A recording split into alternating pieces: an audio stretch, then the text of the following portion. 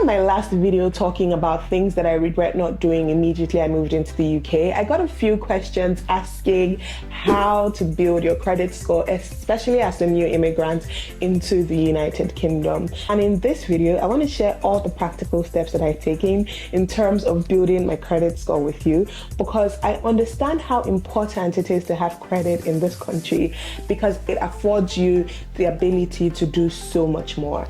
Now, if that sounds like something that you want to watch, then you should definitely keep on watching.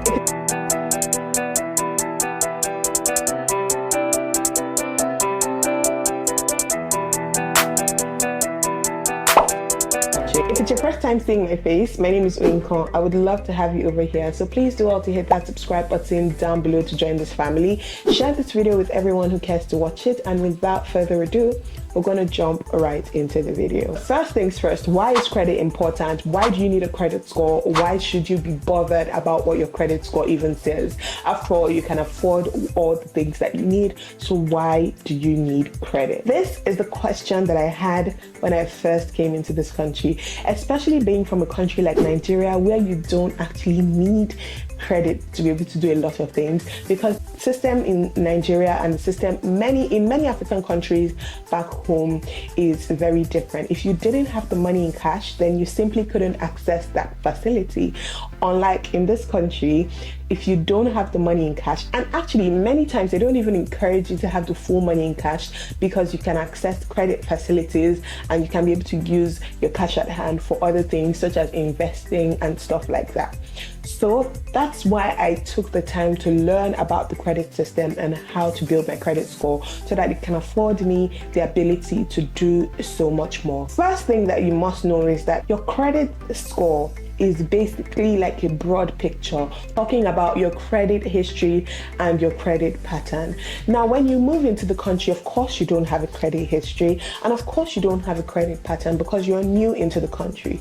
So your default setting is going to be that you wouldn't be able to access anything because lenders simply don't have enough information about you to be able to get you anything or to be able to give you any product. This is where things get interesting, because you need a credit score or a credit history for things as basic as getting a phone to even things more complex like getting a house. Because as odd as it sounds, and I know that this is very interesting, especially if you come from Nigeria, if you want to buy a house in this country, you don't need all the money to be able to buy the house. Say for example, the house costs £500,000. All you need is about 5 to 20% of that £500,000, depending on a lot of variables ranging from your credit score to things like how long you've been in the country, affordability checks and stuff like that. So for a £500,000 house, all you need is basically between £25,000 to maybe £100,000, depending on these variables that I've spoken with you. You don't have to have all the £500,000 to buy this property. So let's talk about how to build your credit score so that you can access these facilities and let your money work for you, essentially. The first thing that you need to do is to get a phone contract. That's the first thing that you need to do. I know that many times as immigrants we fall into the habit of getting a pay-as-you-go phone, and while that is great for many reasons, if you want to show that you have a credit history, you need to be able to get a phone contract. So what I would suggest is for you to go to any of these phone providers and get yourself a monthly contract, where all you'd need to do is pay a sum of money every month to the phone providers, and that would give you the phone contract. Many of these phone contracts report directly to the credit agencies, and then they can see that, oh, you have a pattern of paying your bills on time. Which leads me to my next point, which is to pay all your bills on time. I cannot overemphasize and I cannot stress how important this is for you to be able to pay your bills on time. because if you've got credits, then they need to know that you are a low risk borrower and that you are a profitable borrower. And if you have a history of not paying your bills on time, then you can see that the math wouldn't really math with it, because you would then prove yourself to be a high risk borrower, and people are less likely to give you any access to any credit facilities because you don't pay your bills on time.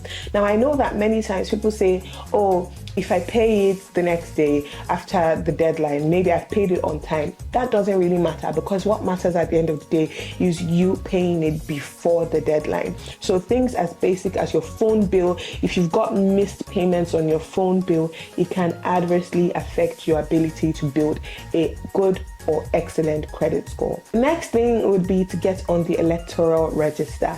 Now, this is one of the most important things that you can do with regards to building your credit, because it indeed shows that you say you are who you say you are, essentially. So if you can vote, even if you're not a UK citizen, like I'm not a UK citizen, for example, but I'm from a Commonwealth country, so I have access to vote.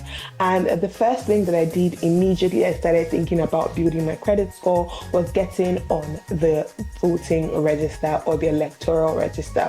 All you need to do is just to log on to the gov.uk website and search for the link to how to register for the electoral register and get on that register.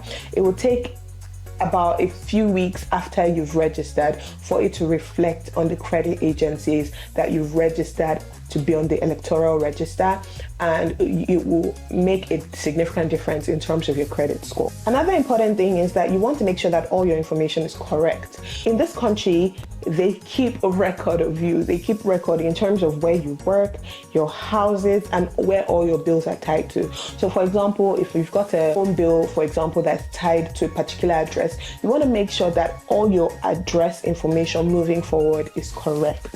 Because if, for example, the address that's on the credit agencies is flat 15 Billericay house or something like that, you need to make sure that that flat 15 Billericay house is consistent. So if you go to write something like flat 15 Howley Street, for example, instead of flat 15 Billericay house, then it will be a problem. Do you know what I mean? Because that's not consistent. Or if you write your name as Mike all the time and you go to write your name as Michael on another random occasion, then they can't tally the information because the name that you've always provided is Mike. So you need to be consistent. If you're going to write your name as Mike, write your name as Mike everywhere. If you're going to say your house is flat 15 Billericay Court, then write your name as flat 15 Billericay Court all the time.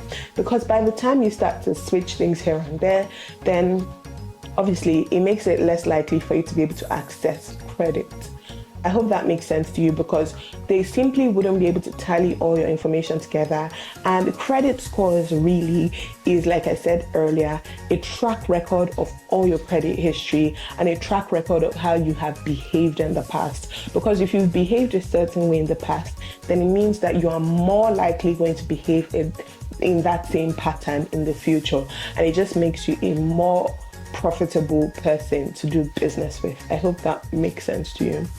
Now, the next thing that I wanted to talk about is probably one of the most important things, really, and it is getting credit. This one I really struggled with because I am from Nigeria and that's just not how we do things back home. Do you understand what I mean? If you don't have the money, then you simply don't get it. But this is where I need you to understand the dynamics of things. Getting credit is basically like a loan. But this is where it gets interesting, is you should only spend what you can afford to pay back. So for example, I recently got an Amex credit card and the credit limit on that card is about £15,000. I can't afford to spend £15,000 in a month. I really can't. So it would be unwise of me to go and say, oh, because I have a credit card that allows me to spend £15,000, I'm going to go on a shopping spree and spend £15,000. That's unwise because I simply don't have the means to pay that back. So all you're going to do with regard to getting your credit card is to spend exactly as you would have spent if you didn't have that credit card. So only buy things that you can genuinely afford to pay back. And please pay it back in full. In full. This is so important. I cannot stress how important this is. Always make sure to pay it back in full. That's the first thing that I must stress. The second thing I must stress is never ever have a missed payment. Those two things are the things that can really make or break your credit. So let's talk about getting a credit card. All you have to do is to go onto the credit broker websites like Experian or Equifax or Clear Plus, or websites like that. Search for your name. They allow you to compare credit cards and get a credit card, like a credit builder credit card. As a beginner, you won't have access to the best credit cards, and that's okay because you're not really trying to get cashbacks, you're not really trying to get benefits. All you're trying to get is to build your credit. So get a credit card. The credit card that you get will most probably be a shitty one that has a really high APR, but that shouldn't matter because the aim is to make sure that you don't carry a balance on your credit card. And if you don't carry a balance on your credit card, then you will never have to pay the interest or the APR. So when you get the credit card, you get approved for something very little, maybe £200. And that's again because you're just a beginner in this whole credit industry. And they want to see your behaviors and they want to see your patterns and they want to make sure that you can actually pay back everything that you have borrowed. So when you get that £200 credit card or that £250 credit card, whatever the initial credit limit is, when you get that credit card, make sure to spend out of that credit card every single month. One of the most detrimental things you can do for yourself is to get a credit card and not spend that credit card, because it then shows the system that you simply don't understand how credit works, and that can be detrimental to your credit score. So you want to get a credit card and spend from that credit card. Now, again, another detrimental thing you can do to yourself is to get that credit card and overspend on the credit card. So either spend more than the limit of the credit card or spend too close to the limit of the credit card. So we're using £200 as an example. If I get a credit card and I'm spending £200, £190, £180, I'm simply spending too much on that credit card, and it shows that I'm too heavily reliant on credit. And that is bad for me because it just means that you simply probably can't afford to manage your finances and you're needing to use credit too much. That's what it means. So if you go on, if you do like some research or whatever, many people would tell you to aim to keep your credit utilization to around 30%. And to be honest, there's no hard and fast rule about this. The most important thing is that you don't go too close to the edge of your credit. So I, for example, aim to never spend more than half of my credit. So if I'm getting a credit that is £200, I aim to never spend more than £100. So I spend about £60, £30, £40, £80, but never more than £100. Because by the time you're spending over 50% utilization, then it means that you are too heavily reliant on credit. Okay, and that is a bad thing to be because it means that you can't manage your current finances. I hope that makes sense to you. So when you eventually get that credit, I know that there's some information about, when you spend, immediately pay it back. That doesn't do you any good, because with credit cards, the important thing is you need to make sure that it reflects that you've actually spent from that card. And it will never reflect that you've actually spent from that card if you immediately pay whatever you've spent back. So what I do is to set up a direct debit from my bank account every single month, and it leaves my bank account and goes towards the repayment of my credit card. So that way I'm sure that whatever I've spent has been recognized by the credit card companies, has been reported to the credit brokers, and has been put on my file that I'm actually using this card. Because I know that they say every single month there's a statement that's generated, and that statement always goes to the credit brokers. But if you pay back immediately every single month, then it doesn't show that balance that you've spent, and that doesn't help you build your credit, because at the end of the day, it would be as if you've never spent from that credit. So if I have £100 credit card, I'm going to spend £50 from that, or spend £20 from that, and wait till my statement is generated.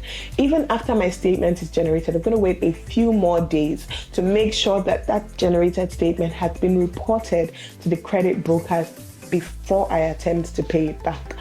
And this is me personally, but I just use a direct debit to make sure that I pay my credit card in full every single month, and I don't have to do this manually and do the whole calculation of, oh, how many days should I wait before I pay it back, how many days. No, okay, don't do that. And another thing is, I know that sometimes you're in a fix. Oh, I have a £1,000 credit card and I immediately need £1,000. If you want to do that, you can spend £1,000 from your credit card, but please make sure that when your statement is generated and the figures are reported to the credit agencies, it's not £1,000 that's there, because that means you used 100% of your utilization, and that means you're too heavily reliant on credit. What you want to do is, even if you spend £1,000 and you know that your statement is going to be generated maybe on the 5th of every month, but you spent that £1,000 on the 10th of the month, you have a few days to make sure that you bring that credit utilization from £1,000 down to about £300. So pay back about £700, so that by the time the statement is generated, it is only going to reflect £300, and then you can then use the direct debit or whatever to pay off that £300. I hope I'm not confusing you, because I know that this can be a little bit confusing, but I hope that you guys are understanding everything I'm saying. The important and the take-home point with credit is, when you spend from the credit card, always make sure that you can afford whatever you are using your credit card to buy, and always make sure that you pay your credit card in full every single month, so that you don't attract interest. And even if you can't afford to pay the credit card in full, you need to make sure that you're making at least the minimum payment, so that it doesn't show on your credit report as a missed payment. If you do the minimum payment, you're going to acquire interest, you're going to accrue interest. You must make sure that you pay this interest as much as possible, so that you don't have a huge debt profile.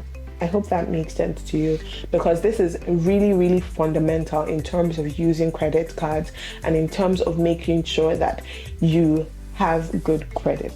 I hope that you understand what I've just said. And the last and final thing that I have to share is to, of course, be patient. These things take time, and you want to make sure that you're just patient. Give yourself a few months. If you've done all these things I've told you every single month for about a year, best believe that you would see a significant jump in your credit score, and you would have a good credit history. I hope you guys have enjoyed this video. I hope it has answered as many questions as you had as possible. If you have any other questions, please leave them down in the comment section, and I'd get to them as soon as possible. And yeah, don't forget to like, share, subscribe, and all that good stuff. And I will see you guys in my next video. Bye guys.